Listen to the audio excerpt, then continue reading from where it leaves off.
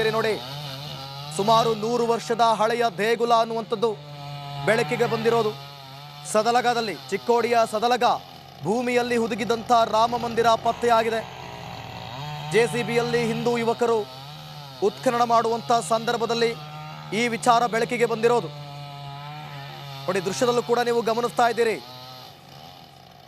ಬಹಳ ಹಳೆಯ ದೇಗುಲವೊಂದು ಅಂದರೆ ಸದ್ಯಕ್ಕೆ ಸಿಕ್ಕಿರುವಂಥ ಮಾಹಿತಿ 100 ವರ್ಷದ ಹಳೆಯದು ಅಂತೇಳಿ.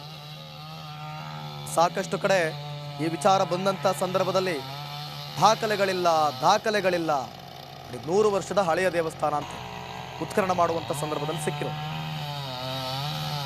ಭೂಮಿಯಲ್ಲಿ ಹುದುಗಿದ್ದಂಥ ಮಂದಿರ ಪತ್ತೆಯಾಗಿದೆ. ಎಕ್ಸ್ಕ್ಲೂಸಿವ್ ದೃಶ್ಯಾವಳಿಗಳನ್ನು ನೀವು ಗಮನಿಸ್ತಾ ಇದ್ದೀರಿ.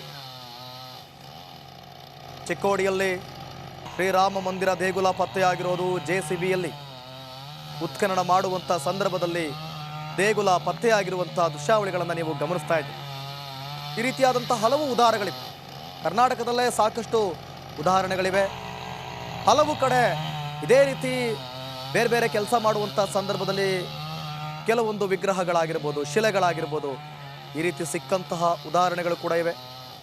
ಇಲ್ಲಿ ಇಡೀ ಮಂದಿರವೇ ಗೋಚರ ಆಗಿರೋದು, ದೇಗುಲವೇ ಗೋಚರ ಆಗಿರುವಂಥದ್ದು. ಬೇರೆ ಕಡೆ ಎಲ್ಲ ನಿಮಗೆ ಶಿಲೆಗಳಾಗಿರ್ಬೋದು ಅಥವಾ ಸಂಬಂಧಪಟ್ಟಂಥ ಕಲ್ಲುಗಳಾಗಿರ್ಬೋದು, ವಿಗ್ರಹಗಳಾಗಿರ್ಬೋದು, ಬೇರೆ ಬೇರೆ ರೀತಿಯ ಶಾಸನಗಳು, ದಾಖಲೆಗಳು ನಿಮಗೆ ಸಿಕ್ಕಿದ್ರೆ, ಇಲ್ಲಿ ನಿಮಗೆ ಮಂದಿರವೇ ಪತ್ತೆಯಾಗಿ ಭೂಮಿಯಲ್ಲಿ ಹುದುಗಿದಂಥ 100 ವರ್ಷದ ಹಳೆಯ ಮಂದಿರ ಅನ್ನುವಂಥ ಮಾಹಿತಿ ಸದ್ಯಕ್ಕೆ ಸಿಗ್ತಾ ಇದೆ.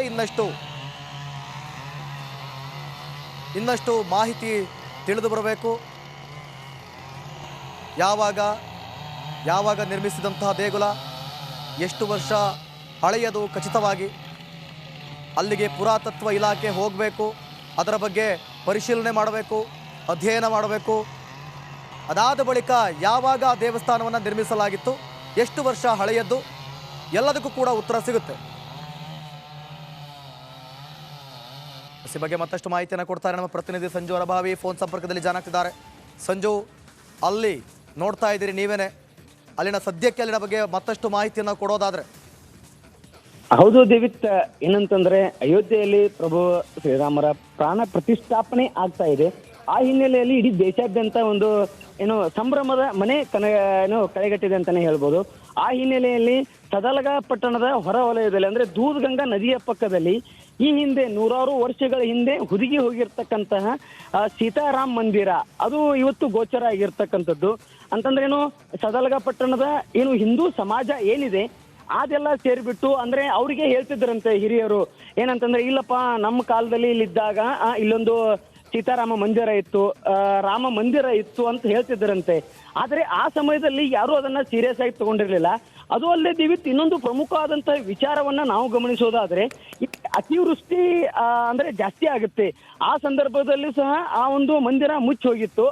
ಅದಾದ ಬಳಿಕ ಇವಾಗ ಅಯೋಧ್ಯೆಯಲ್ಲಿ ಪ್ರತಿಷ್ಠಾಪನೆ ಮಾಡ್ತಾ ಇದ್ದಾರೆ ಮಂದಿರ, ಅದರ ಒಂದು ಹಿನ್ನೆಲೆಯನ್ನ ತೆಗೆದುಕೊಂಡು ಅಂದ್ರೆ ಅದನ್ನ ಒಂದು ಪೂರಕವಾಗಿ ಪ್ರೇರಣೆಯಾಗಿ ತೆಗೆದುಕೊಂಡಂತಹ ಸದಲಗ ಪಟ್ಟಣದ ಕೆಲ ಹಿಂದೂ ಸಂಘಟನೆ ಅಥವಾ ಹಿಂದೂ ಮುಖಂಡರಿದ್ದಾರೆ ಅಥವಾ ಹಿಂದೂ ಸಮಾಜ ಇದೆ, ಅದು ಇವತ್ತು ಉತ್ಖನನ ಕಾರ್ಯವನ್ನ ಸಹ ಮಾಡುತ್ತೆ. ಅಲ್ಲಿ ಈಗಾಗಲೇ ನೀವು ದೃಶ್ಯಾವಳಿಗಳಲ್ಲೂ ಸಹ ಗಮನಿಸ್ತಾ ಇರುವಂತೆ ಅರ್ಧ ಪ್ರಮಾಣದ ದೇವಾಲಯ ಸಹ ಕಾಣ್ತಾ ಇರುವಂತದ್ದು. ಹೀಗಾಗಿ ಎಲ್ಲೋ ಒಂದು ಕಡೆ ಇಡೀ ಜಗತ್ತು ಸಹ ಶ್ರೀರಾಮನ ನಾಮವನ್ನ ಜಪಿಸ್ತಾ ಇದೆ.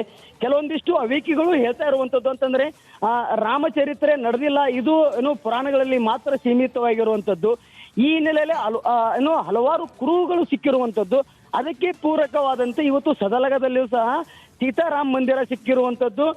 ಅನೇಕ ಹಿಂದೂಗಳು ಸಹ ಪೂಜನೀಯ ಒಂದು ಸ್ಥಳವಾಗಿ ಮಾರ್ಪಾಟಾಗಿರುವಂತದ್ದು. ದಿವಿತ್, ಥ್ಯಾಂಕ್ ಯು ಸಂಜಯ್ ಬಾವಿ, ನಿಮ್ಮೆಲ್ಲ ಮಾಹಿತಿಗಾಗಿ. ಗಮನಿಸ್ತಾ ಇದ್ದೀರಿ, ಚಿಕ್ಕೋಡಿಯಲ್ಲಿ ಶ್ರೀರಾಮ ಮಂದಿರ ಗೋಚರ ಆಗಿರೋದು. ಅಲ್ಲಿದ್ದಂಥ ಹಿರಿಯರು ಹೇಳಿದ್ರಂತೆ ಹಿಂದೆ ಇಲ್ಲಿ ರಾಮ ಮಂದಿರ ಇತ್ತು ಅಂತ ಹೇಳಿ. ಆ ಒಂದು ಅವರ ಮಾತಿನ ಆಧಾರದ ಮೇಲೆ ಅಲ್ಲಿನ ಹಿಂದೂ ಯುವಕರು ಅಲ್ಲಿ ಉತ್ಖನನ ಮಾಡುವಂಥ ಸಂದರ್ಭದಲ್ಲಿ ರಾಮ ಮಂದಿರ ಗೋಚರವಾಗಿದೆ.